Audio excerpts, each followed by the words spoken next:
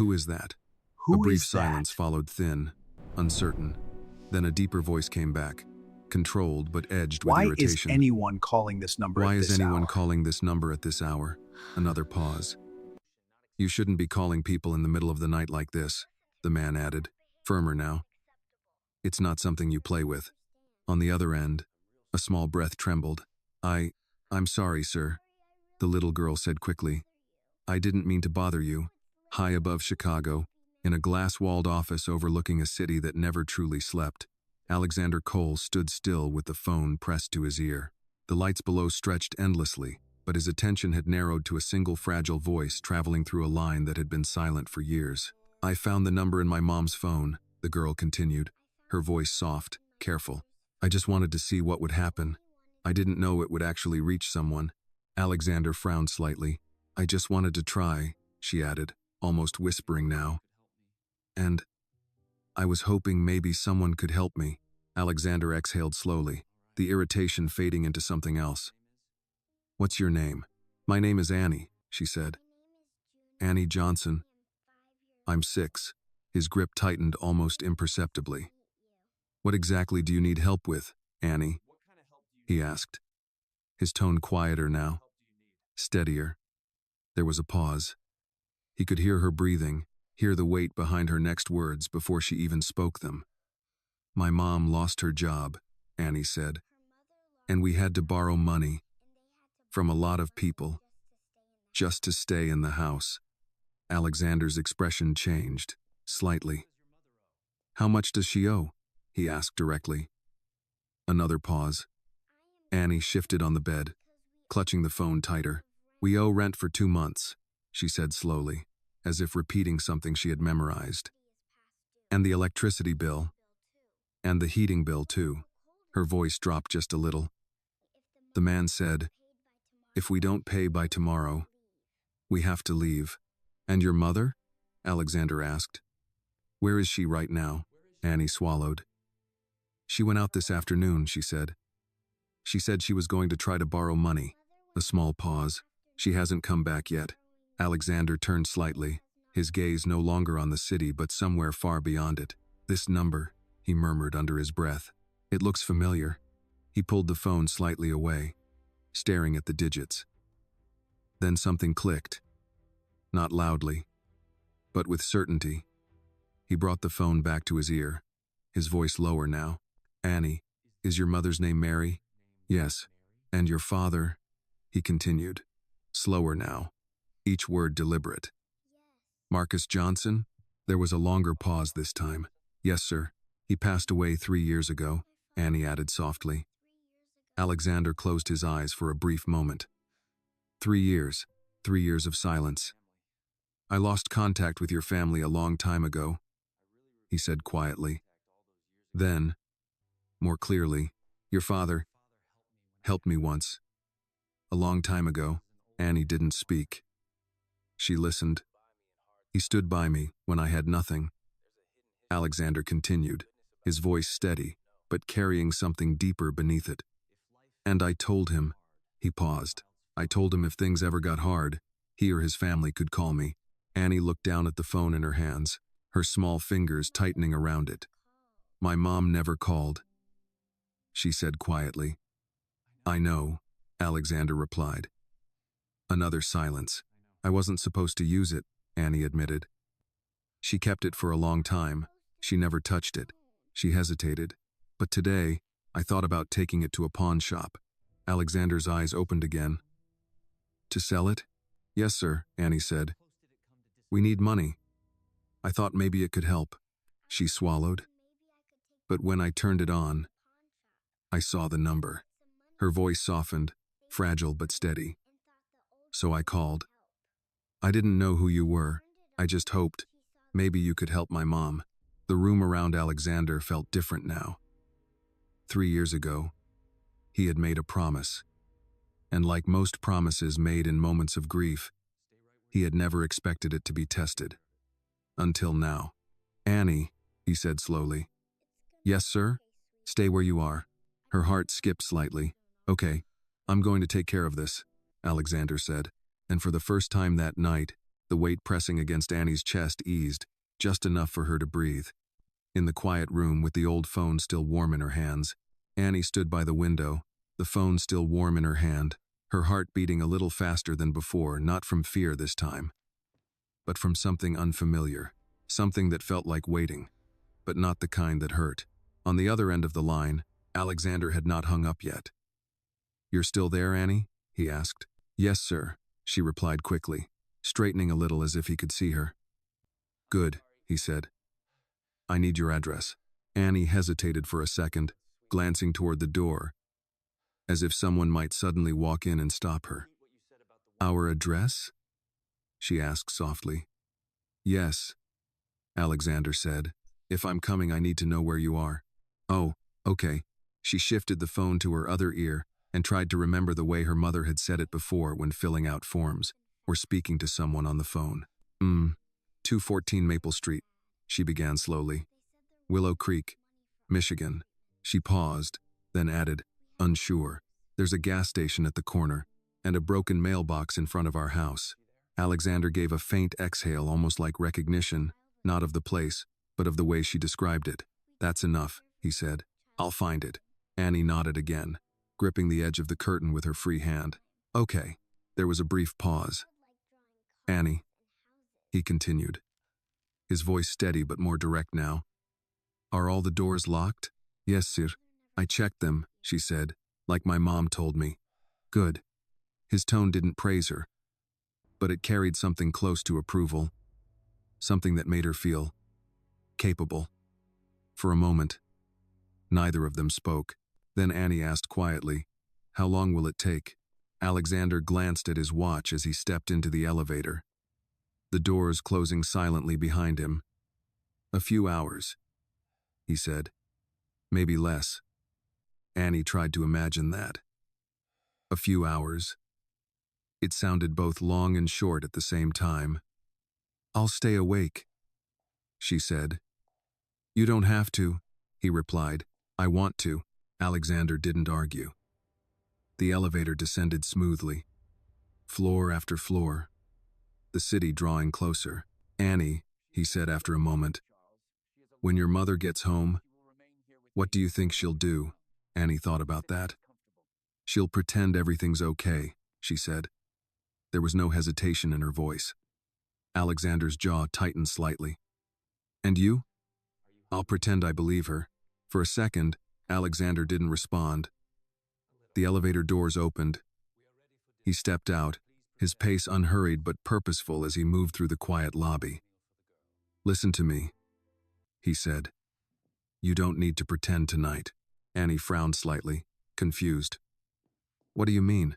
"It means," he said, "things are going to change." Annie looked down at the phone again. She didn't fully understand what that meant, but she wanted to believe it.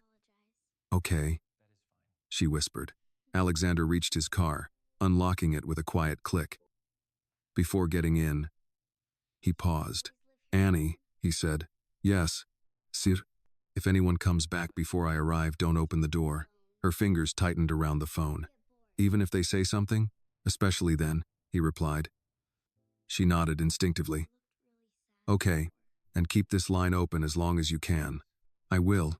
He opened the car door and got in, the engine starting with a low, controlled hum. For a moment, neither of them spoke again.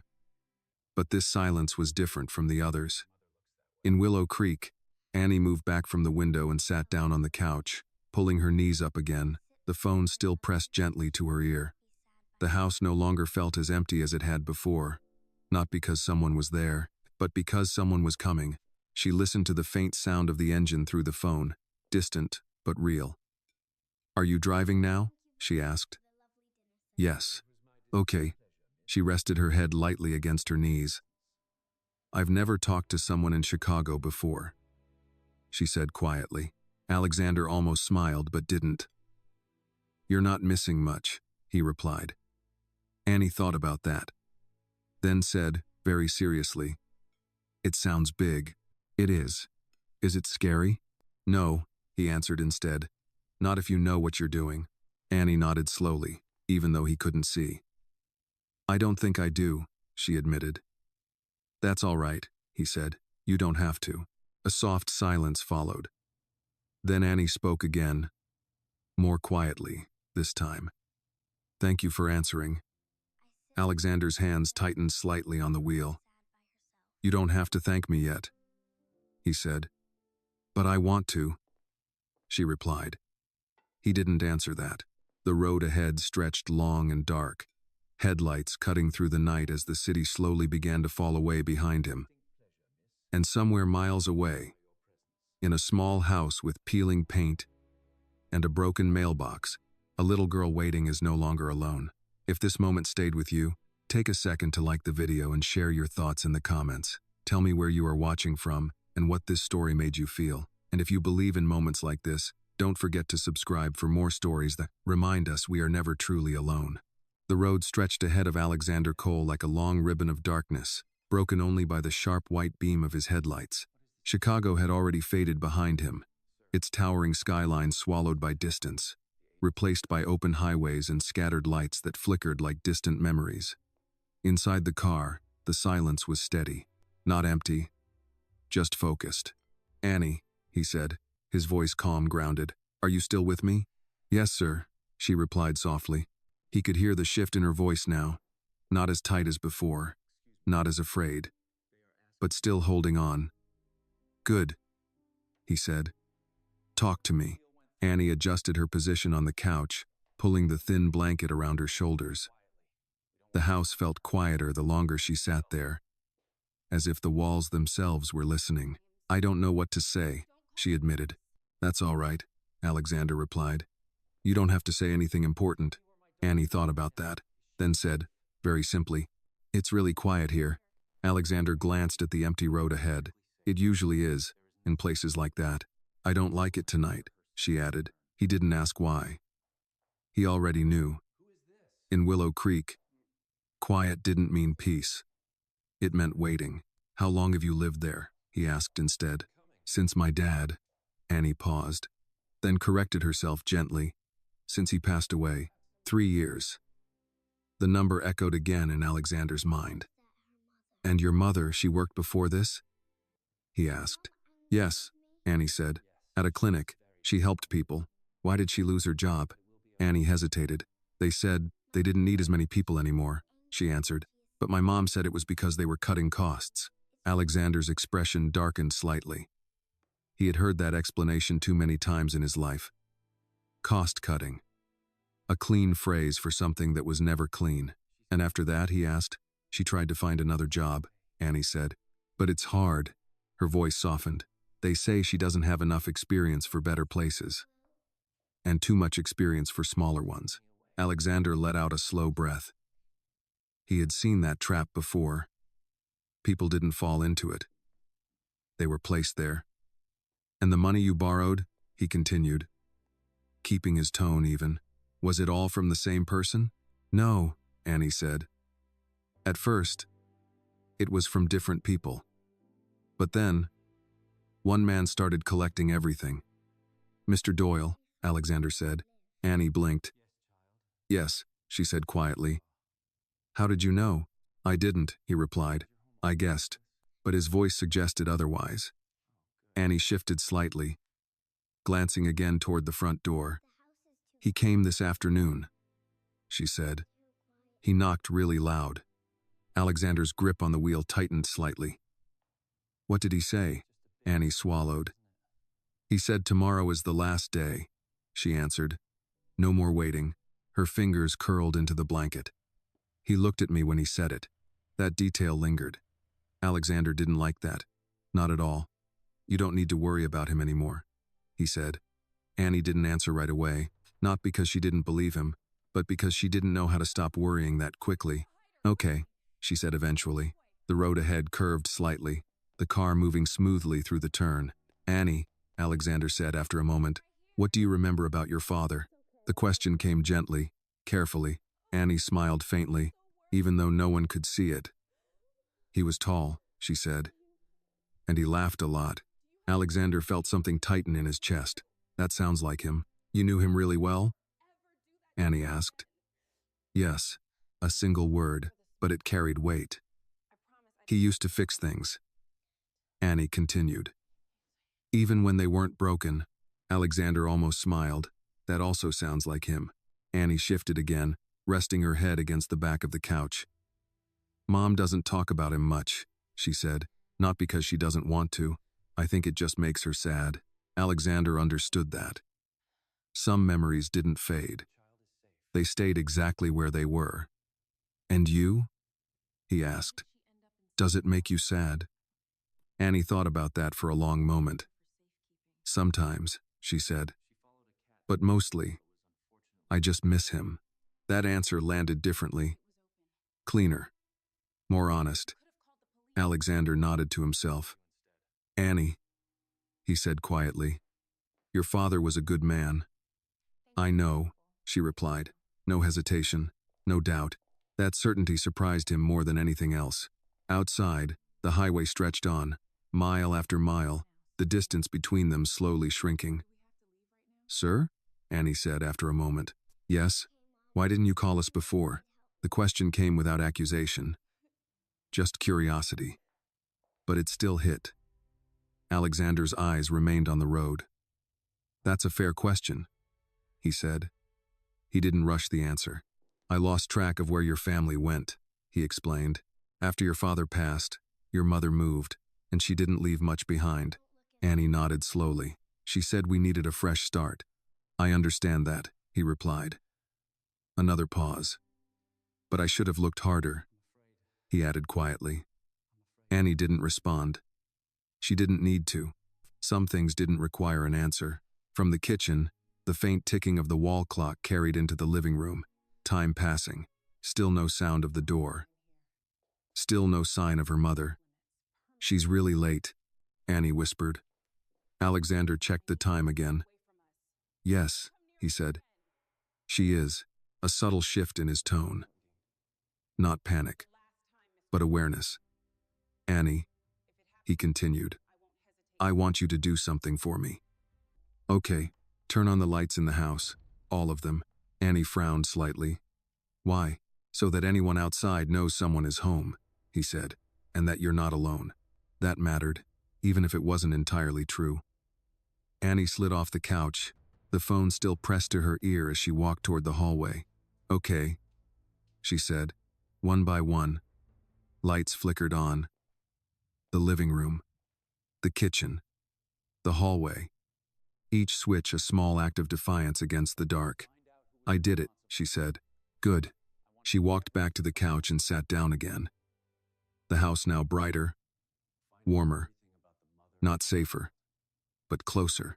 Annie, Alexander said, his voice steady as ever. I'm getting closer. Her eyes widened slightly. How close? Close enough, he replied.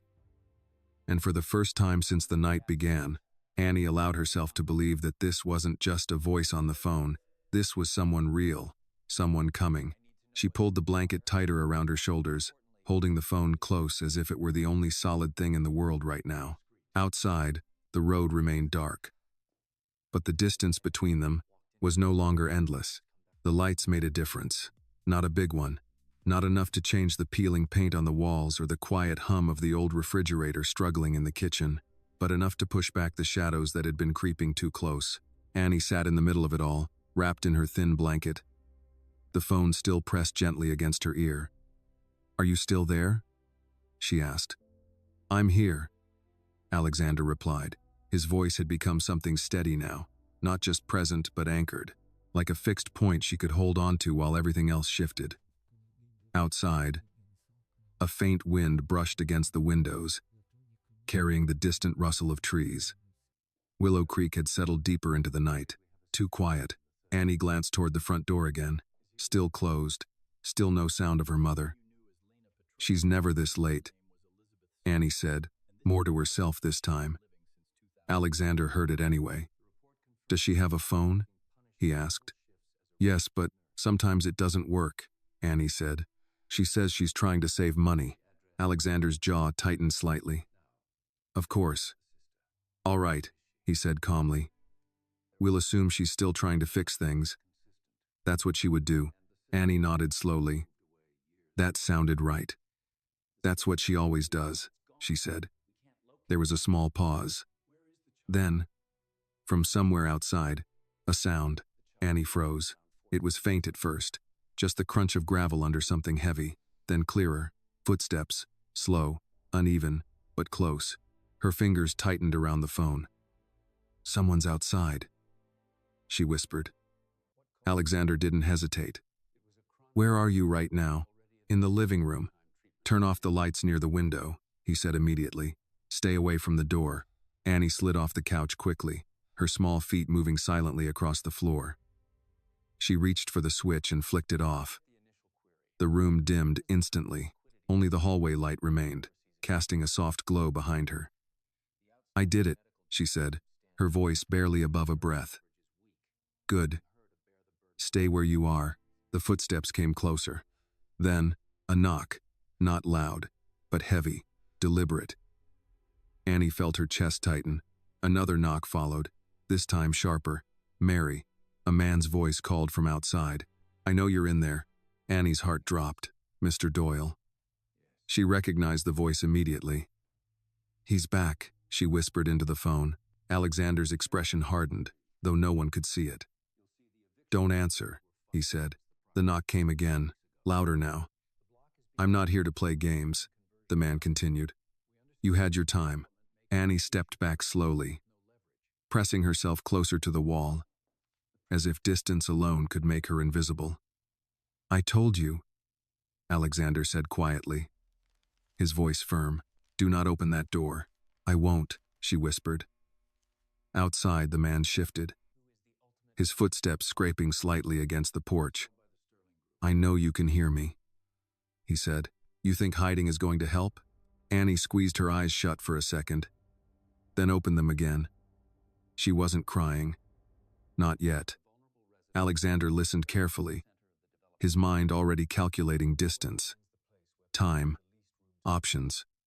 "Annie," he said, his voice lower now, more controlled than ever. "Listen to me. You're doing exactly what you're supposed to do." The words steadied her. Just enough. Another knock. Harder. "Last warning," the man said. "Tomorrow morning, I don't get my money, you're out. Everything goes." Silence followed, heavy, lingering. Then the sound of footsteps again, moving away, slowly, at first, then fading. Annie didn't move.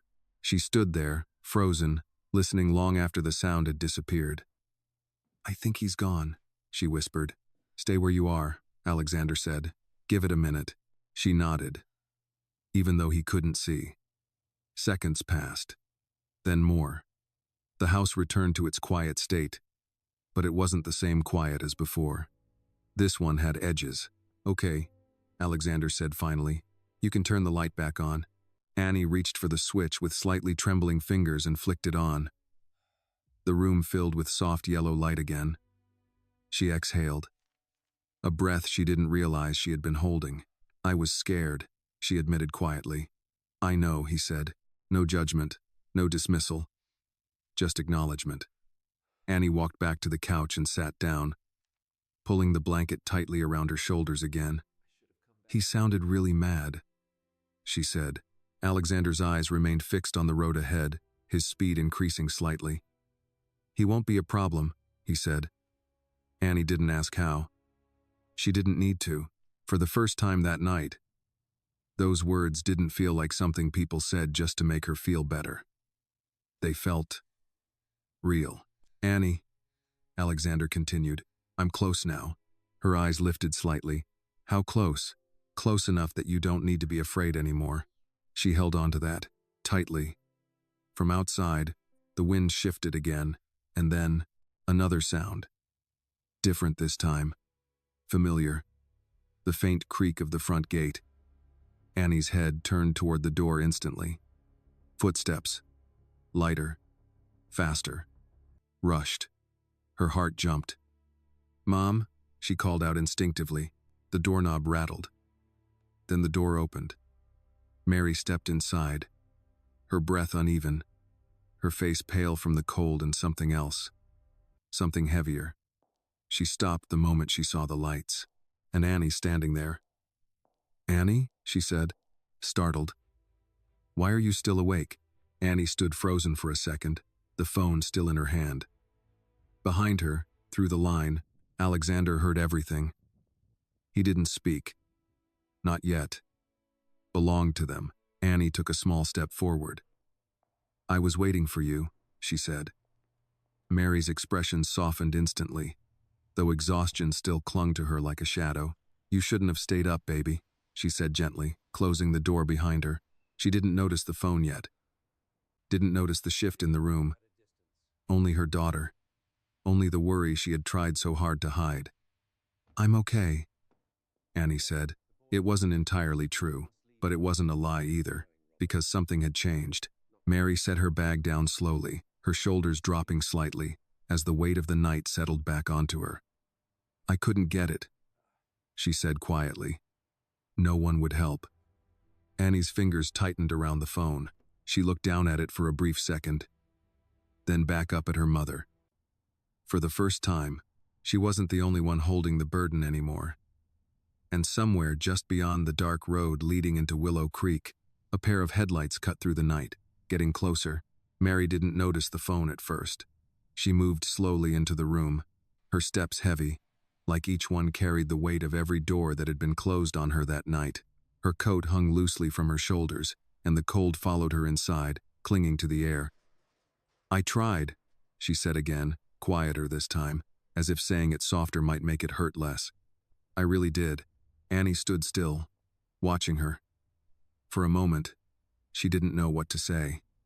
Not because she didn't want to help, but because she already had. In a way her mother didn't know yet. I know, Mom, Annie said gently. Mary gave a faint, tired smile, but it didn't reach her eyes. She bent down slightly, brushing Annie's hair back from her face. You should be asleep, she murmured. You have school tomorrow. Annie shook her head.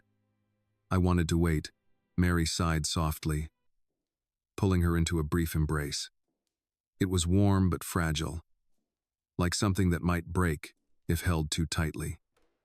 Behind Annie's shoulder, the phone remained in her hand, still connected, still listening. Alexander stood beside his car now, the engine idling quietly behind him. He had pulled over just outside Willow Creek minutes ago, the town sign barely visible in the dark. He hadn't stepped out yet. He was listening. Every word, every breath. He didn't interrupt. Not yet. Back inside the house, Mary pulled away slightly, studying Annie's face. You're cold, she said. Why didn't you turn the heat up? Annie hesitated. We're trying to save electricity, she answered. Mary's expression flickered pain, guilt, frustration before settling back into something controlled. Right, she said softly. Silence settled between them. Then Annie took a small step back. Mom, she began. Mary looked at her. Yes? Annie glanced down at the phone in her hand, then back up. I did something, she said. Mary frowned slightly. What do you mean? Annie swallowed. I used the phone. The words landed instantly. Mary's expression changed, not slowly, not subtly, immediately. What phone? She asked, though something in her voice already knew the answer. Annie lifted her hand. The old phone. The one that had not been touched in 3 years. Mary's face went pale. Annie, she said, her voice tightening. Why would you? I called the number, Annie said quickly, her words tumbling out before she lost the courage. I didn't know who it was. I saw it. And I thought maybe.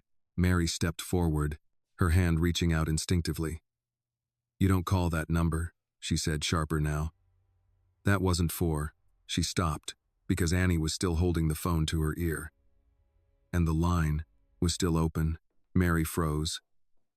Slowly, very slowly, she looked at the phone, then back at Annie. Who did you call? She asked, her voice barely above a whisper. Annie hesitated, then said quietly, the man who gave you the phone. The room went still. Completely still. Mary's hand dropped slightly. No, she breathed. And then, from the phone, a voice, Mary. It was calm, steady. Unmistakable. Mary didn't move, didn't breathe. Her eyes locked onto the phone like it had just come alive. "Alexander?" she whispered. There was a pause. Then, "Yes." The single word carried 3 years of silence with it. Mary staggered back a step, her hand reaching for the edge of the table to steady herself. "How?" she began, her voice trembling now. "How is this possible?" Annie looked between them, her small hand still gripping the phone. "I called him," she said softly. "I thought he could help." Mary closed her eyes briefly. Not in anger, not in frustration, but in something deeper, something closer to being overwhelmed. "I told you to never use that," she said quietly. "I know," Annie replied. "But we didn't have anything else left." The truth in that sentence left no room for argument. Mary opened her eyes again, looking at her daughter, really looking this time. And what she saw was not a child making a mistake. It was a child trying to carry something too heavy. On the other end of the line, Alexander spoke again. "I'm already in Willow Creek," he said. Mary's head snapped up. "What?" "I'm close," he continued. "I'll be there in a few minutes." Mary's grip tightened on the table. "No," she said immediately. "You don't need to come here." Annie looked confused. "Mom, this isn't your problem," Mary said quickly, her voice regaining strength, pushing back against something she clearly didn't want to face. "It is," Alexander replied calmly. Mary shook her head. "You don't understand." "I understand exactly," he said. The firmness in his voice cut through the room. "I made a promise," he continued, "and I intend to keep it." Mary's breath caught. 3 years ago, a promise she had never used, because she believed some help came with a cost, and she had refused to pay it. "You shouldn't have come," she said, softer now. "We managed this long without you." There was no anger in her voice, only pride and exhaustion. Alexander didn't respond immediately. Then, "You didn't call," he said quietly. "But she did." Mary looked at Annie. Her daughter stood there, small but steady, still holding the phone like it mattered, like it had worked. Mary's shoulders dropped slightly, not in defeat, but in realization. The house was silent again, but not the same silence as before. This one held something else, a shift. Outside, headlights appeared at the end of the street, faint at first, then growing brighter. Mary turned toward the window slowly. Annie followed her gaze. The light moved closer, cutting through the dark, stopping just in front of the house. The engine idled, low, controlled. Mary's breath slowed, not calm, but certain. 3 years of distance, gone in a moment. The past had arrived, and this time, it wasn't leaving. The engine outside didn't turn off. It idled, low, steady, patient, like the man behind the wheel had no intention of leaving anytime soon. Inside the house, no one moved for a moment. Mary stood near the window, her hand resting lightly against the curtain, her fingers barely touching the fabric as if pulling it back would make everything more real than she was ready for. Annie stood a few steps behind her, the phone still in her hand, her eyes fixed on the glow of headlights spilling across the front yard. "He's here," Annie whispered. Mary didn't answer. She already knew. 3 years had passed. But some things didn't fade with time. Some presences didn't need introductions. Outside, the driver's door opened. The sound was soft, controlled, then footsteps. Measured, unhurried, each one landing with the quiet confidence of someone who didn't need permission to be there. Mary closed her eyes for a brief second, not to escape, but to steady herself. When she opened them again, she let the curtain fall back into place. "Stay here," she said quietly. Annie didn't move. "I want to come with you," she said. Mary turned slightly, her expression softer now, but still firm. "No." A pause. Then, gentler, "Just for a minute." Annie hesitated, then nodded. "Okay." Mary walked toward the door slowly, each step deliberate, as if she were walking toward something she had spent years avoiding. On the other side, the footsteps stopped. A shadow crossed the thin line of light beneath the door. Then, a knock. Not loud, not aggressive, but certain. Mary stood there for a moment, her hand hovering near the handle. Then she opened the door. Alexander Cole stood on the porch, the night air settling around him like it belonged there. He looked exactly the same, and completely different. Time had sharpened him, not aged him, refined him. His eyes met hers, steady, unreadable at first glance, but carrying something deeper underneath. Recognition, memory, unfinished things. For a moment, neither of them spoke. 3 years of silence stretched between them. Then, "You shouldn't have come," Mary said quietly. Alexander didn't move. "I told you I would," he replied. His voice was calm, not defensive, not demanding, just certain. Mary let out a slow breath, stepping slightly aside, though she didn't fully invite him in. "This isn't your responsibility," she said. Alexander's gaze didn't leave hers. "It became my responsibility the moment she called," he said. Mary's jaw tightened. "She's a child," she said. She didn't understand what she was doing. "She understood enough," Alexander replied. That landed. Mary looked away for a second. Inside the house, Annie stood just out of sight, watching from the hallway, her small fingers gripping the edge of the wall. She could see him now. The man from the phone. The man her father had known. He didn't look like anyone she had ever met. Not just because of the way he dressed, but because of the way he stood. Like nothing around him could push him off balance. Mary turned back to him. "You don't know what things are like here," she said. "This isn't something you can fix with a quick solution." Alexander tilted his head slightly. "You're right," he said. That wasn't the answer she expected. "It's not something quick," he continued, "but it is something I can fix." The difference was subtle, but real.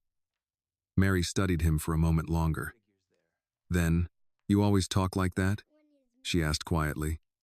Alexander almost smiled. "Only when I mean it." That flicker of something familiar caught her off guard. It reminded her of someone else, someone who used to stand between problems and say the same kind of things. "Marcus," she swallowed. "You lost contact with us," she said, shifting the direction slightly. "That wasn't an accident." Alexander didn't deny it. "You moved," he said, "and you didn't want to be found." Mary didn't answer. Because that was true. Silence settled again. Then Alexander spoke, his voice lower now. "Where is he?" Mary frowned. "Who?"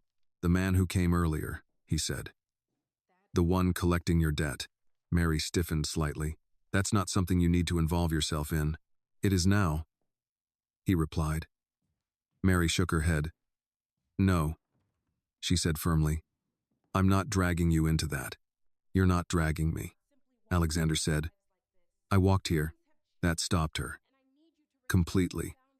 Inside, Annie shifted slightly, her eyes moving between them. She didn't understand everything, but she understood enough. This man wasn't leaving. Mary looked at him again. Really looked this time, not as someone from the past, but as someone standing in her present. "You think paying him off solves everything?" she asked. "No," Alexander said. That answer came immediately. "It solves one problem," he continued. "Then we deal with the rest." Mary let out a quiet breath. "That's not how life works," she said. "It is," he replied. "When you stop letting it work against you." Another silence, longer this time. Then, from inside the house, a small voice. "Mom?" Annie stepped forward slowly, no longer hiding. Mary turned instantly. "Annie, I told you to stay." But she stopped, because Annie had already stepped past her, standing just inside the doorway, looking up at Alexander. For a moment, time seemed to pause. Alexander's gaze shifted from Mary to Annie, and something changed, subtly, but unmistakably. The sharp edges in his expression softened, not completely, but enough. "You came," Annie said quietly. Alexander nodded once. "I told you I would." She looked at him for a second longer, then asked, very simply, "Are you going to help us?" Mary closed her eyes briefly, but she didn't stop her this time, because the question needed an answer. Alexander stepped forward slightly, not entering the house yet, but close enough that his voice didn't have to carry. "Yes," he said. No hesitation, no explanation, just truth. Annie nodded, as if that was enough. Because for her, it was. Behind her, Mary stood still, watching, listening, realizing something she hadn't wanted to accept. This wasn't a moment she could control anymore. And maybe it never had been. The night air shifted slightly, carrying the faint scent of cold and distance. But inside that doorway, something else had taken its place. Not resolution, not yet, but direction. And for the first time in a long while, the future didn't feel like something closing in. It felt like something arriving. The door remained open. Cold air drifted in from the night, brushing past Annie's face, carrying with it the quiet stillness of Willow Creek and something else. Something heavier. Something that felt like change. No one moved right away. Mary stood just behind Annie, her arms at her sides, tense but no longer stopping what was unfolding. Alexander stood on the porch, one step away from crossing the threshold, his presence filling the space without forcing it. It was Annie who broke the silence. "Do you want to come inside?" she asked. The question was simple. Too simple for everything it carried. Mary's breath caught slightly. For a moment, she almost said no, but the word never came. Instead, she stepped back, just enough. Alexander noticed. He always did. Without another word, he stepped inside. The floor creaked faintly beneath his shoes, the sound unfamiliar in a space that had grown used to quiet footsteps and careful living. He took in the room with a single glance, not judging, not lingering, just seeing. The worn couch, the thin blanket in Annie's hands, the stack of unopened mail on the table. He didn't comment on any of it, but he understood all of it. Mary closed the door behind him, the click of the lock echoing softly in the room. For a second, no one spoke. Then, "You shouldn't be here," Mary said again, though her voice had lost its edge. Alexander turned slightly toward her. "And yet I am." That same calm certainty, it hadn't changed. Mary crossed her arms, not in defiance, but in defense, holding herself together. "You think showing up fixes this?" she asked. "No," Alexander replied. "Showing up is just the beginning." That answer lingered. Annie looked between them, her small eyes moving back and forth, sensing the weight of something she couldn't fully understand. She stepped closer to Alexander. "You drove all the way here?" she asked. "Yes." "From Chicago?" "Yes." Annie blinked, impressed in a quiet, childlike way. "That's really far." Alexander nodded slightly. "It is." She studied him for a moment longer, then said softly, "Thank you." The words landed differently this time. Closer. More real. Alexander inclined his head just slightly. Mary watched the exchange, something shifting in her expression, something she didn't quite want to name. Then she turned away, walking toward the kitchen. "There's nothing here to offer you," she said over her shoulder. "No coffee. No, anything really. I didn't come for that," Alexander replied. "I know," she said quietly. That was the problem. Annie followed her mother a few steps, then stopped, glancing back at Alexander as if making sure he was still there. He was, unmoved, steady. Mary reached the counter and placed both hands on it, her head lowering slightly for just a second before she straightened again. "All right," she said, turning back to face him. "Let's stop pretending this is simple." Alexander didn't interrupt. "You don't just walk into someone's life after 3 years and start fixing things," she continued. "It doesn't work like that." "You're right," he said again. Mary frowned slightly. "You keep saying that because you keep saying things that are true," he replied. That caught her off guard. But truth doesn't solve problems, she said. No, Alexander agreed, but it tells you where to start. A quiet settled over the room. Not tense, not calm, something in between. Annie slowly made her way back to the couch, sitting down again but not taking her eyes off them. Mom, she said softly. Mary looked at her. It's okay, Annie added. He said he's going to help. Mary's gaze softened immediately. I know what he said, she replied gently. Then she looked back at Alexander. And I also know what help like that can turn into. There it was, the real concern, not pride, not distance, fear. Alexander recognized it instantly. I'm not here to take anything from you, he said. Mary shook her head slightly. That's not how it works, she said. Nothing is ever just given. For most people, he replied. She held his gaze. And you're different? Yes. The answer came without hesitation, not arrogance, certainty. Mary studied him for a long moment, then let out a quiet breath. Marcus used to talk like that, she said. Alexander's expression shifted just slightly. I know. Silence followed. This time, it wasn't uncomfortable. It was remembering. Annie leaned forward slightly. You knew my dad really well? She asked again. Alexander turned to her. Yes. What was he like? She asked. Mary opened her mouth slightly, as if to stop the question. But she didn't, because part of her wanted to hear the answer too. Alexander considered for a moment, then said, he was the kind of man who showed up. Simple words, but they carried weight. He didn't wait to be asked, Alexander continued. He didn't measure what he would get back. If something needed to be done, he did it. Annie smiled faintly. That sounds like him. Mary looked away, blinking once. Alexander continued, his voice steady. He helped me when I had nothing, he said. When everyone else walked away, the room grew quieter. He didn't have to, Alexander added. But he did. Annie tilted her head slightly. Is that why you came? Alexander looked at her. Yes. No hesitation. No complication. Just truth. Annie nodded, satisfied. Mary wasn't. That was a long time ago, she said. Things change.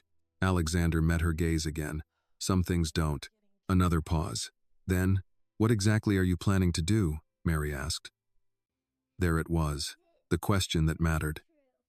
Alexander didn't rush the answer. First, he said, we deal with the immediate problem. The debt, Mary said. Yes. She shook her head. You don't even know how much it is. I don't need to, he replied. That answer irritated her. You can't just throw money at everything, she said. I can at this, he replied calmly. Mary stared at him, frustrated, conflicted, tired. And after that? She asked. Alexander's voice lowered slightly. After that, he said, we make sure you never end up here again. The words landed differently, not loud, but powerful. Mary didn't respond right away, because for the first time, that didn't sound impossible. It sounded dangerous to believe. Annie looked between them again, her small hands resting in her lap. So, we're not going to lose the house? She asked quietly. The question cut through everything else. Mary looked at her daughter, then at Alexander, then back at Annie. For a moment, she didn't answer, because she didn't know if she was ready to. Alexander stepped slightly closer. No, he said. Firm. Certain. You're not. Annie exhaled softly, her shoulders relaxing just a little, and in that small, worn living room, something shifted again, not solved, not finished, but moving, forward. The word no still lingered in the room. Not loud, not dramatic, but firm enough to hold weight. Annie sat very still on the couch, her fingers slowly loosening their grip on the blanket as if her body was just beginning to believe what her ears had already heard. They weren't going to lose the house. For the first time in days, maybe longer, that thought didn't feel like something fragile. It felt anchored. Mary, however, hadn't moved. She stood across from Alexander, her arms no longer crossed, but not relaxed either. Her eyes searched his face, not for reassurance but for weakness, for hesitation, for anything that would make this easier to refuse. She didn't find it. "You say that like it's already done," she said quietly. Alexander didn't look away. "It is," he replied. Mary let out a slow breath. "That's not how debt works," she said. "Not here." Alexander tilted his head slightly. "How much does he want?" he asked. Mary hesitated. It wasn't a question she liked answering. "3,000 for the rent," she said finally. "Another 800 for utilities and fees." She gave a small, humorless laugh. "There are always fees." Alexander nodded once. "Understood." Mary frowned slightly. "That's all you're going to say?" "For now." She shook her head. "You don't even know what kind of man Doyle is." "I don't need to," Alexander said. "I know his type." That answer didn't comfort her. It unsettled her, because of how certain it sounded. From the couch, Annie spoke again, her voice smaller now, but clearer than before. "He said we had until morning," she added. Alexander turned his attention to her. "Then we won't wait until morning." Mary's eyes narrowed slightly. "What does that mean?" Alexander reached into his coat pocket and pulled out his phone, glancing at the screen briefly before dialing. Mary watched him, her tension rising again. "You're calling him?" she asked. "Yes." "No," she said quickly, stepping forward. "That's not a good idea." Alexander lifted a hand slightly, not to stop her, but to steady the moment. "It's already done," he said, as the line began to ring. Mary's jaw tightened. Annie leaned forward slightly, her eyes wide, watching everything unfold with quiet intensity. The phone rang once, twice. Then, a voice answered, rough, irritated. "This better be important." Alexander didn't introduce himself. Not yet. "Mr. Doyle," he said calmly. "You're collecting a debt from Mary Johnson." There was a pause on the other end. "Who is this?" the man asked. "That doesn't matter," Alexander replied. "What matters is that you're done collecting." A short laugh came through the line. "Yeah? And who's going to stop me?" Alexander's expression didn't change. "I am." Silence. Not confusion. Not disbelief. Calculation. Mary felt it immediately. That shift. Doyle wasn't the kind of man who got quiet easily. "What are you offering?" Doyle asked finally. "Straight to it." Alexander glanced briefly at Mary, then back ahead. "The full amount," he said. "Tonight." Mary's eyes widened slightly. "Alexander," she started. He didn't look at her. Doyle spoke again, slower now. "And the fees?" "Covered." Another pause. Longer this time. "Cash?" Doyle asked. "Transfer," Alexander said. "Immediate." Doyle exhaled on the other end, the sound carrying a mix of suspicion and interest. "And why would you do that?" Alexander's voice remained steady. "Because you're finished with them." The simplicity of that answer left no room for negotiation. Doyle didn't respond right away. "Then, you got 30 minutes, he said. "Same place as earlier." The line went dead. Alexander lowered the phone. The room was silent again. But different. Charged. Mary stared at him. "You shouldn't have done that," she said. Her voice wasn't angry. It was strained. "You don't make deals with people like him." Alexander slipped the phone back into his pocket. "I didn't make a deal," he said. Mary frowned. "Then what was that?" "That," he replied, "was an ending." The certainty in his tone made it hard to argue. But she tried anyway. "You don't know what he'll do after," she said. "Men like that don't just walk away." Alexander finally looked at her directly. "Yes," he said, "they do." Mary held his gaze. "And how do you know that?" Alexander didn't answer immediately. Then, "Because I've been the man they walk away from." The words settled heavily between them, not threatening, just true. Mary looked at him differently after that, not softer, but clearer. From the couch, Annie spoke again, her voice careful. "So, it's over?" she asked. Alexander turned back to her. "It will be," he said. Annie nodded slowly, then asked, "Are you leaving?" The question caught both adults off guard. Alexander paused. Mary looked at Annie. "Annie, I mean tonight," Annie clarified quickly. "After you help us." Alexander considered the question, then answered honestly, "Not yet." Annie seemed to accept that. She leaned back slightly, her shoulders relaxing in a way they hadn't all evening.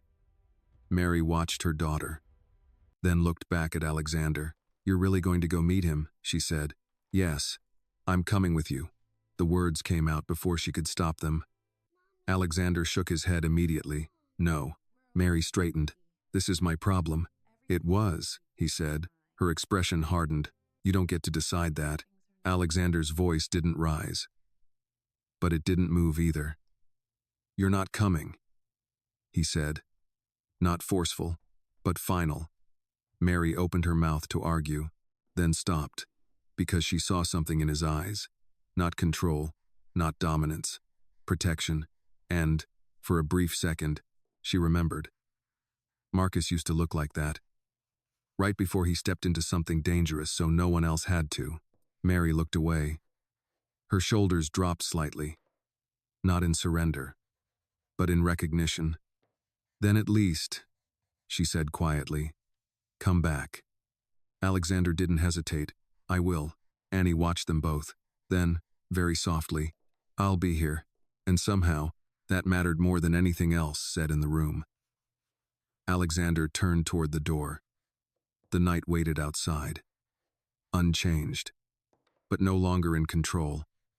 And as he stepped out into it, this time, he wasn't arriving, he was taking something back.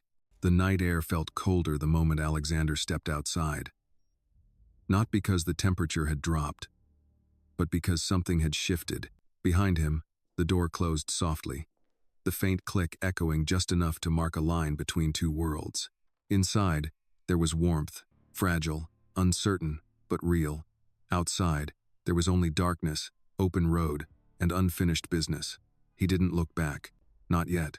The car engine was still running, a low, controlled hum that cut through the quiet of Willow Creek.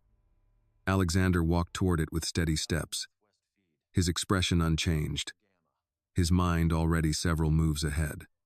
30 minutes. That was what Doyle had given him. More than enough. He got into the car and closed the door. For a brief moment, the silence inside wrapped around him, isolating him from everything else. Then he shifted the gear, the car moving forward smoothly, headlights slicing through the dark street. Behind him, in that small house on Maple Street, two people were waiting. He didn't allow himself to dwell on that. Not now. Focus first. Finish what needed finishing. The gas station Annie had mentioned came into view a few minutes later, its flickering neon sign buzzing faintly against the night. It stood alone at the corner, surrounded by empty space and quiet roads, the kind of place where conversations weren't meant to be remembered. A single truck was parked near the side, and a man stood beside it, Doyle. Even from a distance, Alexander could tell. The stance, the impatience, the way he shifted his weight slightly, like someone used to people coming to him, not the other way around. Alexander pulled in slowly, the gravel crunching beneath the tires. The headlights illuminated Doyle fully now, mid-40s. Thick build, face worn not by age, but by habit. The kind of man who had learned early that pressure worked better than patience. The engine cut off. Silence followed. Alexander stepped out. Doyle didn't move closer, didn't greet him, just watched. "You're late," Doyle said. Alexander checked his watch briefly. "No," he replied, "I'm not." That alone was enough to irritate him. Doyle smirked slightly. "All right," he said. "Let's not waste time. You got the money?" Alexander reached into his coat not for cash, but for his phone. "I told you," he said. "Transfer." Doyle's eyes narrowed slightly. "Then do it." Alexander didn't argue. He tapped the screen a few times, calm, precise. Numbers moved, accounts aligned. Then, done. Doyle's phone buzzed almost instantly. The man pulled it out, glancing down. His expression shifted, subtly, but enough. That's all of it, he said, almost to himself. Correct, Alexander replied. Doyle looked back up. For the first time, there was something different in his eyes. Not respect. Not yet. But awareness. You move fast, Doyle said. I don't move twice, Alexander answered. That landed. Doyle slipped his phone back into his pocket. So that's it? He asked. We're done? Alexander took a step closer. Not aggressive, not threatening, but deliberate. You're done with them, he said. Doyle tilted his head slightly. That's what I said. No, Alexander corrected. That's what I said. Silence. The difference between those two statements hung in the air. Doyle studied him now, really studied him. You're not from around here, he said. No. Thought so, Doyle muttered. Another pause. Then, you got a name? Doyle asked. Alexander didn't hesitate. Alexander Cole. The name settled. And this time, it changed something. Doyle's expression didn't shift immediately, but his posture did, just slightly. Enough. I've heard of you, he said. I'm sure you have. That confidence wasn't loud. But it was unmistakable. Doyle exhaled slowly. Look, he said, his tone adjusting just a fraction. This was business. Nothing personal. Alexander didn't respond to that. Because it didn't matter. You got your money, Alexander said. Now, you walk away. Doyle nodded once. Yeah, he said. I walk away. But then he added, long as they don't come looking for more trouble. Alexander's gaze sharpened slightly. They won't. Another pause. Then Doyle shrugged. All right, he said. Then we're done here. Alexander held his gaze for one more second. Then turned. No handshake. No goodbye. Just an ending. Behind him, Doyle watched in silence, his earlier confidence replaced with something quieter, more cautious. Alexander got back into the car. The engine started again, the headlights sweeping across the empty lot before turning back toward the road. As he drove away, he didn't check the mirror. He didn't need to. That part was finished. Back at the house, Annie sat exactly where he had left her, on the couch, wrapped in the blanket, waiting. Mary stood near the window again, though this time she didn't try to hide it. She watched the road openly, her arms resting loosely at her sides, her posture no longer tense but not relaxed either. You think he'll be okay? Annie asked quietly. Mary didn't answer right away. She didn't know. Not really. But she had seen something in Alexander's eyes before he left. Something familiar. Something that reminded her of a man who never walked into a situation he couldn't walk out of. Yes, she said finally. I think he will. Annie nodded, accepting that. The clock ticked on the wall. Minutes passed. Then, headlights. Faint at first, then growing brighter. Annie sat up straighter. He's back, she said. Mary didn't move this time. She just watched. The car pulled up in front of the house, stopping in the same place as before. The engine idled, then shut off. The night fell quiet again. Footsteps approached. Steady. Unchanged.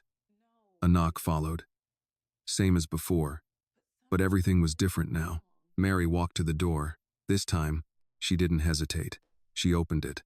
Alexander stood there, exactly as he had left. But something in the air around him had shifted. Not heavier, lighter. It's done, he said. 2 words. That was all.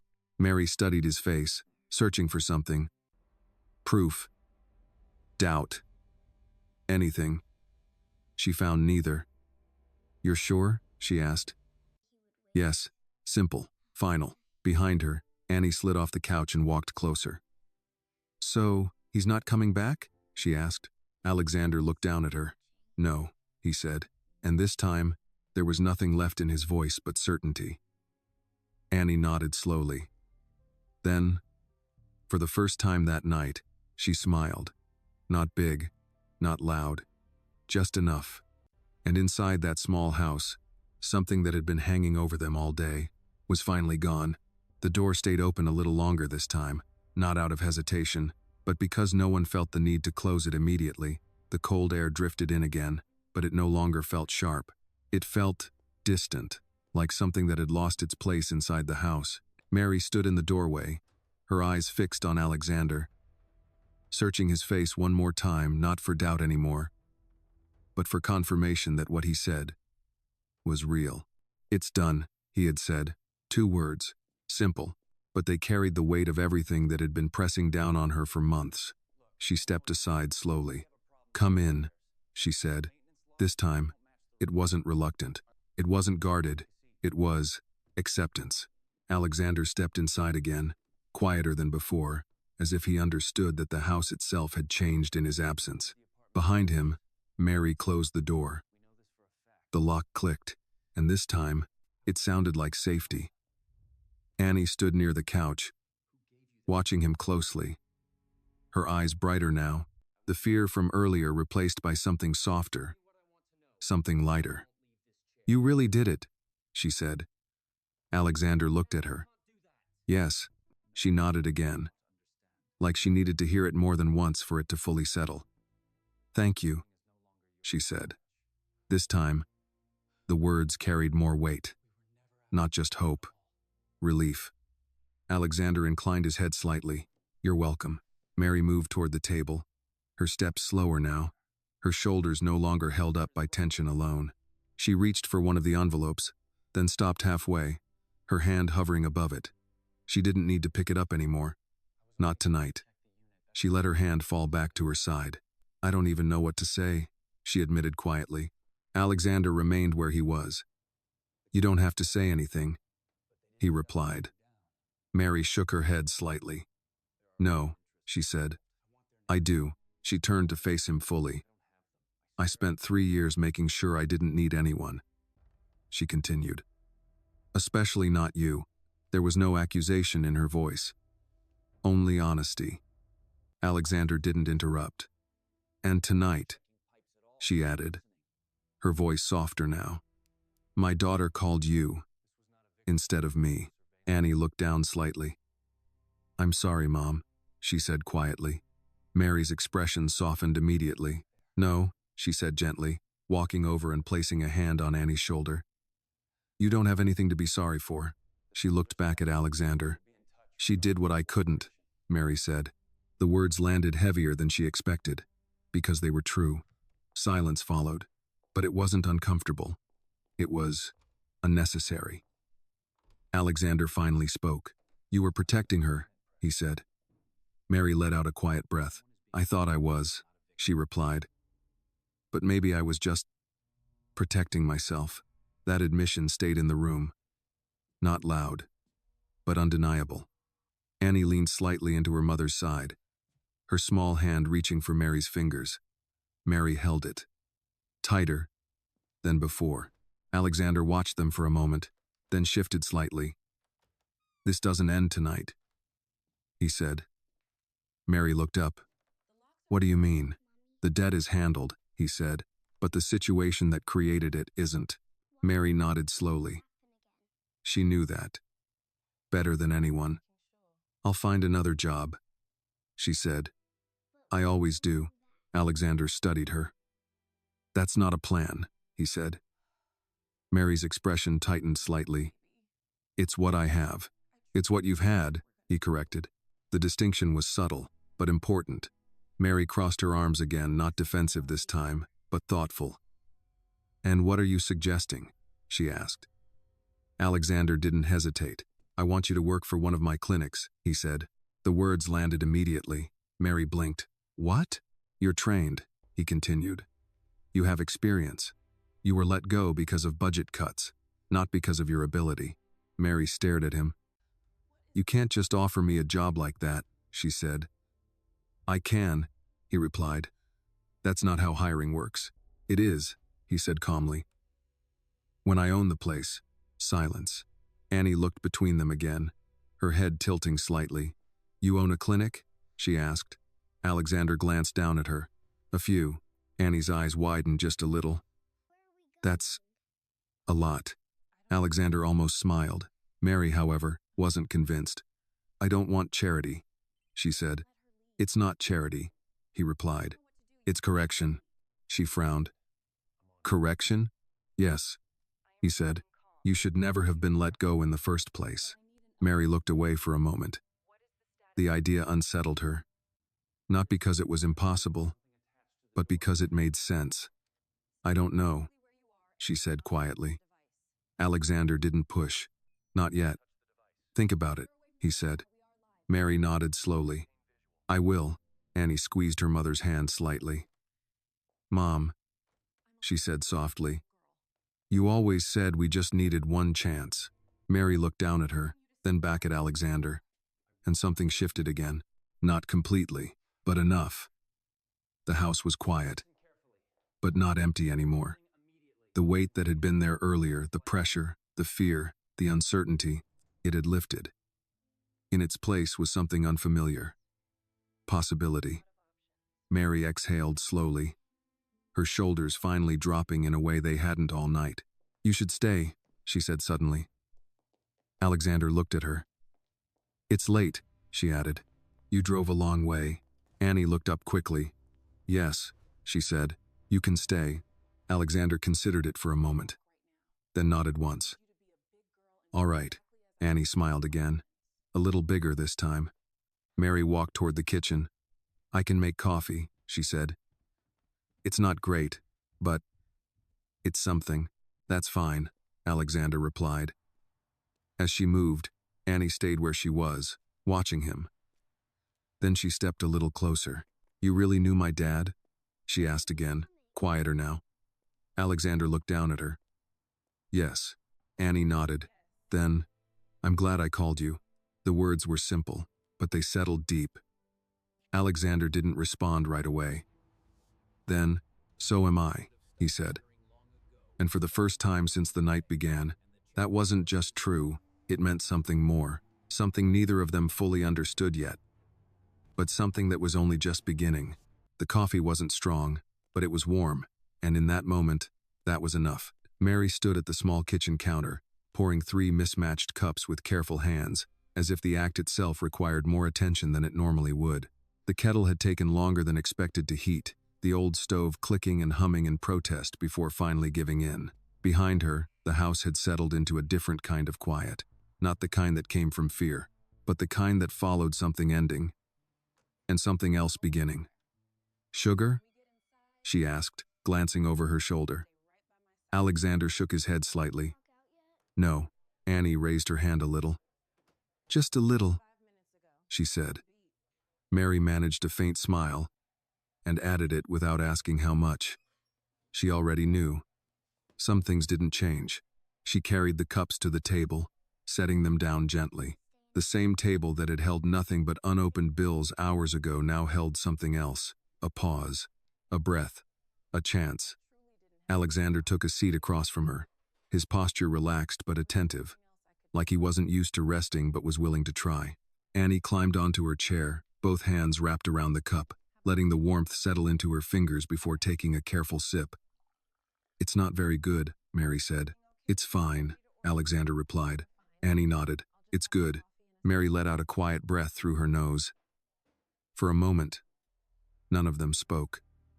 The clock ticked softly on the wall, time moving forward, not pressing, just continuing. Then Mary broke the silence. You said this doesn't end tonight, she said, her eyes lifting to meet Alexander's. What else did you mean? Alexander didn't rush the answer. He rarely did. It means, he said, what happened here wasn't just bad luck. Mary's expression shifted slightly. I know that, she said, but knowing it doesn't change it. It can, he replied. She shook her head faintly. You don't understand how things work here. Alexander leaned back slightly, his hands resting loosely around the cup. Then explain it to me, he said. Mary hesitated. Not because she didn't know, but because saying it out loud made it real in a different way. It's not just about losing a job, she said slowly. It's about how hard it is to get another one when you don't have the right connections, or the right last name, or the right kind of luck. Her voice stayed steady, but the weight behind it was clear. People say it's about effort, she continued. But effort doesn't always matter when the system decides you're not worth the investment. Annie looked between them, not fully understanding the words but understanding the feeling. Alexander nodded once. "I've seen that," he said. Mary gave a small, almost skeptical look. "Have you?" "Yes." She studied him. "You don't look like someone who's been on the losing side of that." Alexander didn't react to that. Not immediately. "Then, I was," he said. The room stilled slightly. Mary frowned. "For how long?" "Long enough," he replied. It wasn't defensive. It wasn't detailed. But it was enough to shift something. Mary looked down at her cup. "Marcus used to say that too," she murmured. Alexander's gaze softened slightly. He was right. Annie leaned forward a little. "My dad talked about you?" she asked. Mary glanced at her, then back at Alexander. "He didn't talk much," she said quietly. "But when he did, it mattered." Alexander didn't respond to that, because some things didn't need to be answered. They just needed to be heard. A soft silence followed. Then Annie spoke again, her voice careful. "Mom works really hard," she said. Mary's head turned slightly. "I know," Alexander replied. "She never complains," Annie added. Mary gave a small, tired smile. "That's not true." "It is," Annie insisted gently. "You just don't say it out loud." That landed. Mary looked at her daughter, her expression softening in a way that hadn't happened all night. Then she looked back at Alexander. "This is what I mean," she said. "I didn't want her growing up thinking this was normal." Alexander nodded slowly. "It's not," he said. Mary let out a quiet breath. "Then what is?" That question lingered. Not rhetorical. Not defensive. Just real. Alexander set his cup down carefully. "What's normal," he said, "is that people who work hard shouldn't have to fight this hard just to stay in place." Mary held his gaze. "And yet they do." "Yes," he agreed, "because no one steps in when it matters." The words weren't loud, but they carried something sharp. Mary leaned back slightly. "And you think you're stepping in now?" Alexander didn't hesitate. "Yes." No pride. No hesitation. Just decision. Mary looked at him for a long moment, then asked quietly, "And what happens after that?" Alexander's voice lowered slightly. "After that, we make sure Annie grows up in a place where she doesn't have to make calls like that again." Annie looked down at her cup, then back up. "I didn't mean to do something wrong," she said softly. Mary reached for her hand immediately. "You didn't," she said. Alexander nodded. "You did exactly what you were supposed to do." Annie seemed to relax a little at that. Mary watched her, then looked back at Alexander. "You really believe that?" she asked. "Yes," Mary exhaled slowly, then nodded once. Not fully convinced, but no longer resisting. The night had grown quieter outside, deeper. The kind of quiet that came just before morning. Mary stood up slowly, collecting the empty cups, her movements calmer now. "I haven't felt this still in a long time," she admitted. Alexander didn't respond. He understood. Annie slid off her chair, walking toward the living room, her steps lighter than before. She paused halfway, then turned back. "Are you staying tomorrow too?" she asked. Mary looked at Alexander. Alexander looked at Annie. "I can," he said. Annie nodded, satisfied. "Okay." She disappeared into the hallway. Mary watched her go, then turned back. "She trusts you," she said quietly. Alexander didn't look surprised. "She trusted me before she knew who I was," he replied. Mary gave a faint, thoughtful nod. "That's rare." "Yes," he said. "It is." Another silence settled, but this one wasn't heavy, wasn't uncertain. It was something else, something closer to balance. And as the night slowly moved toward morning, for the first time in a long while, no one in that house was waiting for something to go wrong. Morning didn't arrive all at once. It came slowly, quietly, like it was careful not to disturb what had finally settled inside that small house. The first light slipped through the edges of the curtains, thin and pale, stretching across the living room floor where Annie had fallen asleep sometime during the night. The blanket had shifted halfway off her shoulders, one arm curled beneath her cheek, her breathing steady and deep in a way it hadn't been for days. On the chair across from her, Alexander sat still. He hadn't slept. Not because he couldn't, but because he chose not to. Some habits didn't change easily, especially the ones built from years of always needing to stay one step ahead. He watched the light move slowly across the room, his hands resting loosely together, his posture relaxed but alert. The house was quiet, no ticking tension, no restless movement, just the soft rhythm of a place finally allowed to rest.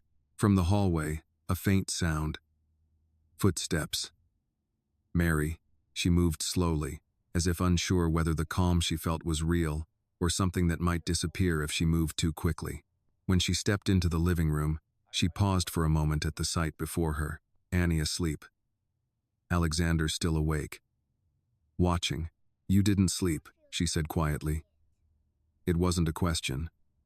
Alexander glanced at her. "I've had worse nights." Mary folded her arms lightly, leaning against the wall. That's not the same as answering. Alexander didn't respond right away. Then, "No," he said, "I didn't." Mary studied him for a moment. Not judging, just noticing. "Thank you for staying," she said. Alexander nodded once. "I said I would." Mary glanced at Annie, her expression softening. "She hasn't slept like that in weeks," she said. Alexander followed her gaze. "She needed to." Mary exhaled slowly, stepping further into the room. "So did you," she added. Alexander almost smiled. "Almost. I'm used to it." Mary shook her head slightly. "That doesn't make it right." Silence settled between them again. But it wasn't heavy. It was thoughtful. Mary moved toward the kitchen, her movements more natural now, less burdened by urgency. She reached for the kettle again, filling it halfway, setting it on the stove. "I meant what I said last night." Alexander spoke from the living room. Mary paused, then turned slightly. "About the job?" she asked. "Yes." She leaned back against the counter, crossing her arms again, not defensive this time, but considering. "I've been thinking about it," she admitted. "And?" he asked. Mary looked down for a moment, then back up. "I don't want Annie growing up thinking we were saved by someone else," she said. Alexander nodded slowly. "That's fair. But," she continued, hesitating slightly, "I also don't want her growing up thinking asking for help is something to be ashamed of." That was the real conflict. Alexander didn't interrupt. Mary let out a small breath.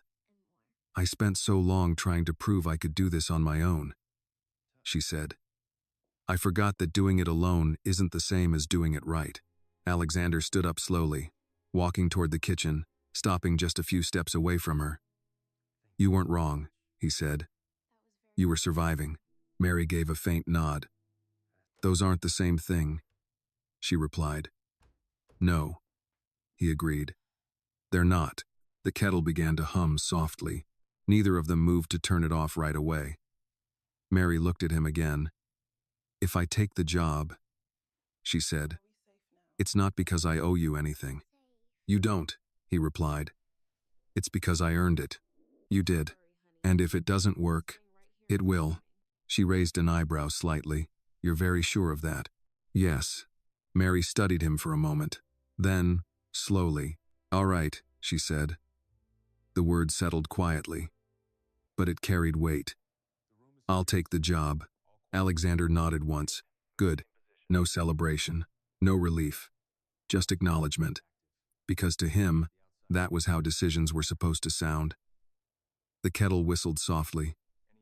Mary turned it off this time, pouring the water into 2 cups. Behind them, a small movement. Annie stirred on the couch, her fingers shifting slightly as she woke, her eyes blinking open slowly, adjusting to the light. For a second, she looked confused. Then she saw them, both of them, still there. Her body relaxed almost instantly. "Morning," she mumbled, her voice still thick with sleep. Mary smiled. "Morning, baby." Annie sat up slowly, rubbing her eyes. "You're still here," she said, looking at Alexander. "I said I would be," he replied. Annie nodded, as if that confirmed something important. Then she looked at her mom. "You look different," she said. Mary blinked slightly. "Different how?" Annie thought for a second. "Not worried," she said. Mary didn't answer right away, because that was true. For the first time in a long while, it was true. "I feel different," she admitted. Annie smiled, then looked at Alexander again. "Are you staying today?" she asked. Alexander glanced at Mary briefly, then back at Annie. "Yes." Annie nodded, satisfied. "Okay." She slid off the couch and walked toward them, standing close, her small presence filling the space in a way that felt larger than it should. "What happens now?" she asked. Mary looked at Alexander. Alexander looked at Annie, then answered simply, "Now, things start getting better." Annie didn't question it. She believed it. And for the first time, so did Mary. Outside, the morning light grew stronger, filling the house with something new. Not just brightness, but clarity. And in that quiet kitchen, with 3 people standing closer than they had the night before, the future didn't feel uncertain anymore. It felt possible. The morning didn't stay quiet for long. By late morning, Willow Creek had begun to wake in its usual way, slow, predictable, and unchanged by the quiet transformation that had taken place inside the Johnson home. Outside, a pickup truck passed by. Somewhere down the street, a dog barked. The gas station sign flickered again, stubborn as ever. But inside the house, things were different. Not dramatically, not in a way that anyone passing by would notice, but in the small things. Mary stood at the kitchen counter, dressed and ready, really ready for the first time in weeks. Not just moving through the motions, not just reacting to what the day might bring. There was intention in her movements now. She tied her hair back, glancing briefly at the small mirror above the sink. For a second, she didn't recognize the woman looking back. Not because she had changed overnight, but because something had been lifted, something she had carried so long, she had forgotten what it felt like to stand without it. Behind her, Annie sat at the table, swinging her legs slightly, finishing the last of her toast. "You're going to work today?" Annie asked. Mary turned. "Not today," she said. "But soon." Annie nodded. "Is it a good job?" Mary hesitated just long enough to be honest. "I think it will be." That was enough for Annie. She took another bite, then looked toward the living room. "Where is he?" Mary followed her gaze. Alexander stood near the window, his phone in hand, speaking quietly to someone on the other end. His voice was low, controlled. The kind of tone that didn't need to rise to be heard. "I want everything ready by Monday," he said. "No delays." A pause. Then, "No, I don't want excuses. I want results." He ended the call without another word. Mary watched him for a moment, then turned back to Annie. "He's finishing something," she said. Annie nodded again, as if that explained everything. To her, it did. A few minutes later, Alexander stepped into the kitchen. "It's set," he said. Mary looked up. "What is?" "The clinic," he replied. "You'll start Monday." Mary blinked. "That fast?" "Yes." She frowned slightly. "That doesn't feel real." "It is," he said. She studied him for a second. "You've always done things like this?" she asked. Alexander tilted his head slightly. "Like what?" "Decide something, and then make it happen before anyone has time to question it." Alexander considered that. "Yes," he said. Mary shook her head lightly. "That must be nice." "It's necessary," he replied. The distinction was subtle, but clear. Annie looked between them again, then slid off her chair. "Can I come see the clinic?" she asked. Mary smiled faintly. "Maybe later," she said. Annie turned to Alexander. "Is it big?" Alexander nodded. "Yes." "Bigger than the gas station?" she asked seriously. Alexander paused. Then, "Yes." Annie's eyes widened slightly. "Okay," she said, satisfied. Mary couldn't help the small smile that followed. Then, A knock. All three of them looked toward the door. Not loud, not aggressive, but unexpected. Mary's expression tightened slightly. Alexander didn't move. "I'll get it," he said. Mary hesitated, then nodded. Alexander walked to the door and opened it. On the other side stood Mrs. Green, the elderly neighbor from 2 houses down. Her gray hair was pulled back neatly, her cardigan buttoned despite the mild weather. "I saw a car out front," she said, peering past Alexander slightly. "Everything all right, Mary?" Mary stepped forward. "Yes, Mrs. Green," she said. "Everything's all right." The older woman studied her face carefully. Not quickly, not casually, but the way people from her generation did reading what wasn't being said. "You look better," Mrs. Green said. Mary paused, then nodded. "I feel better." Mrs. Green gave a small approving hum. "Well, that's something," she said. Her gaze shifted to Alexander. "And who might you be?" Alexander met her eyes respectfully. "An old friend," he said. Mrs. Green raised an eyebrow slightly. "That's a convenient time to show up," she said. There was no accusation in her voice, just observation. Alexander didn't flinch. "Sometimes," he replied, "people show up when they're needed." Mrs. Green held his gaze for a moment longer, then nodded once. She said. "About time, then." She looked back at Mary. "If you need anything, you know where I am." Mary smiled softly. "I know." The older woman turned to leave, then paused briefly. "And Mary?" "Yes?" "Pride doesn't keep the lights on," she said simply. Then she walked away. The door closed gently. Silence settled again. But this time, it wasn't uncertain. Mary exhaled slowly. "She's not wrong," she said. Alexander didn't respond. He didn't need to. Annie stepped closer, looking up at her mother. "Are we okay now?" she asked. Mary looked down at her, then at Alexander, then back at Annie. "Yes," she said, this time, without hesitation. Annie nodded, satisfied. Alexander glanced toward the window again, the sunlight now stronger, filling the room completely. The house no longer felt like something holding on. It felt like something starting again. Mary followed his gaze. "What happens after Monday?" she asked quietly. Alexander turned back to her. "After Monday," he said. "You don't look back." Mary considered that, then nodded slowly, not because it was easy, but because, for the first time, it felt possible. And in that small house on Maple Street, the past no longer felt like something waiting behind them. It felt like something they had already walked through. Monday arrived with a kind of quiet certainty, not rushed, not forced, just present.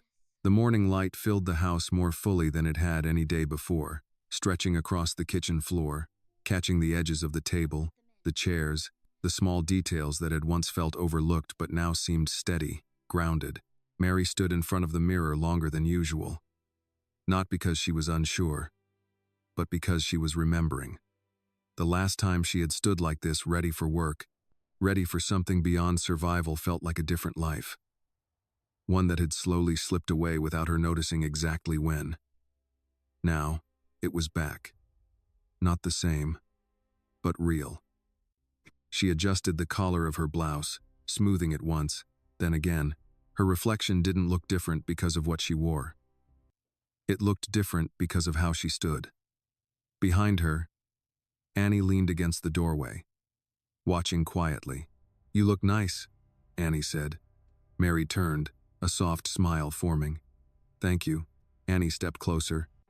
"Are you nervous?" Mary considered the question, then nodded slightly. "A little." Annie thought about that. "Is that bad?" Mary shook her head. "No," she said. "It means it matters." Annie nodded, accepting that as enough. In the living room, Alexander stood near the window again, just as he had the morning before, but this time he wasn't on the phone. He simply watched the street, hands relaxed, posture calm. He heard them before he turned. "You ready?" he asked. Mary stepped into the room. "Yes." The word came easier than she expected. Annie looked between them. "Can I come?" she asked. Mary hesitated. Alexander answered first. "Of course." Annie's face lit up, not dramatically but enough. "Okay." The drive into town was quiet.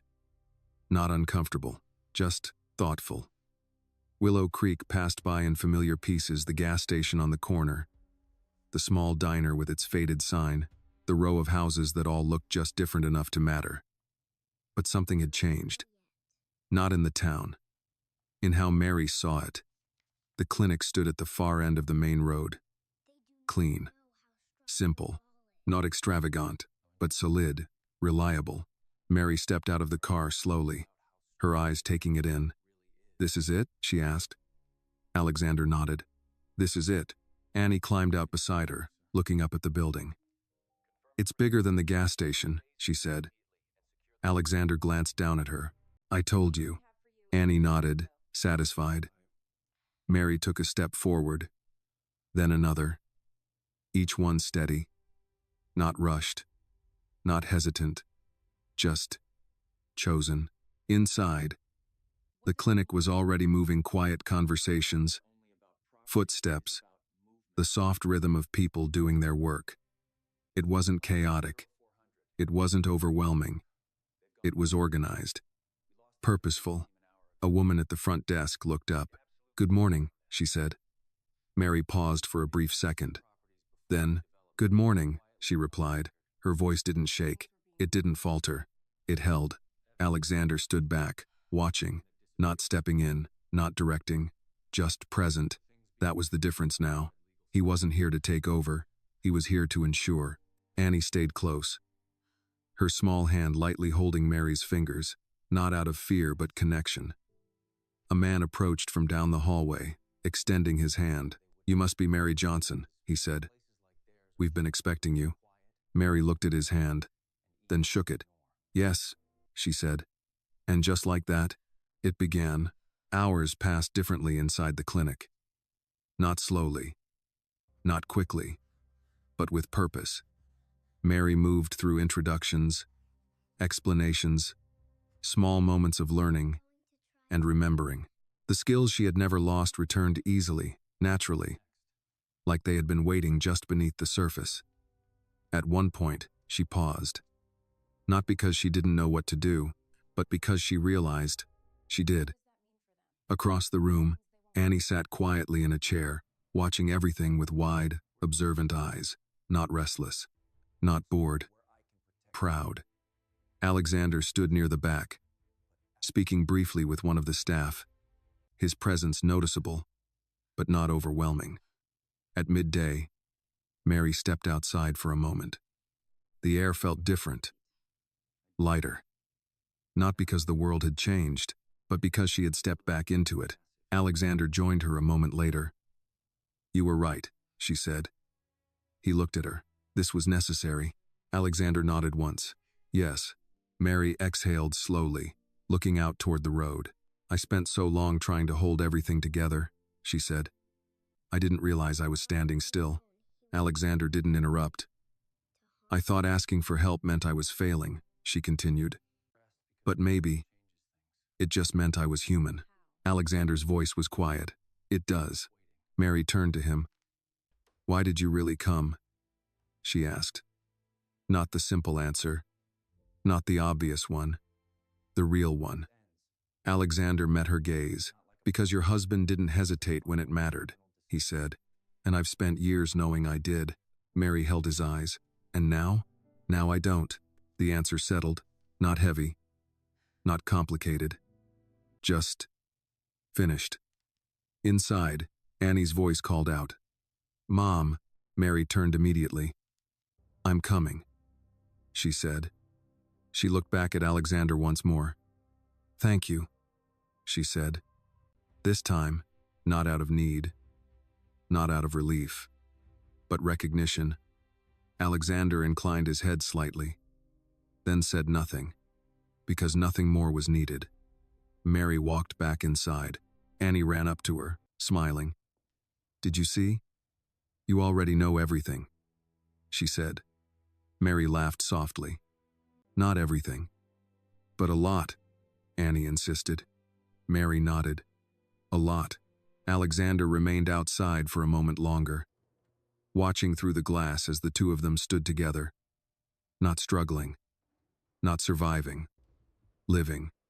The phone call that had started everything, a simple, accidental call, had done more than solve a problem. It had restored something. A promise. A direction. A chance. Alexander turned and walked toward his car. Not leaving. Not disappearing. Just stepping back. Because some roles weren't meant to be held forever. They were meant to be fulfilled. And inside that clinic, in a town that hadn't changed, a future had. This story reminds us that true strength is not about facing life alone, but knowing when to reach out and accept help. Pride can keep us standing, but it can also keep us stuck. Sometimes, the bravest act is not enduring hardship in silence, but trusting someone enough to share the burden. It also shows that kindness and loyalty never truly disappear. What we do for others can return in ways we never expect. In the end, justice is not always loud or dramatic. Sometimes, it is quiet, personal, and life-changing, arriving at the exact moment when hope feels lost. This video is a work of fiction created with the assistance of artificial intelligence. All characters, events, and situations are not real and do not represent any actual people or true stories. The content is intended for storytelling and emotional illustration only.